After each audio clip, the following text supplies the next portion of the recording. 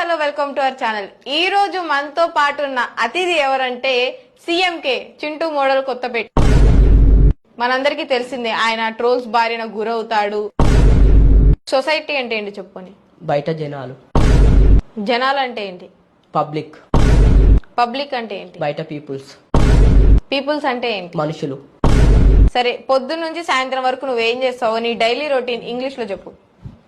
English లో నాకు చెప్పాలనిపిస్తే చెప్తా.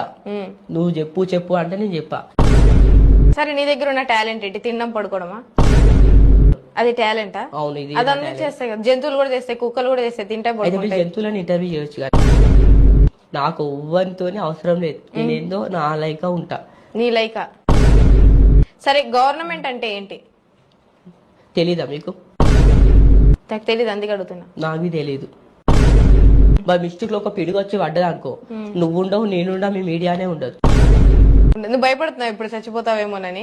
అవును, అందుకే వచ్చి అందరికి ఇంటర్వ్యూస్ ఇచ్చేస్తున్నావు. ఇంకా ప్రపంచం అంతా అనేది కాదు, మీరే కాల్ చేసి ఇంటర్వ్యూ అన్నారు కదా, అందుకని అన్ని వదిలేసి చదువుకోవాలి నువ్వు. ఈ మూవీ తర్వాత నుంచి మంచిగా అంటే చదువుకుంటా.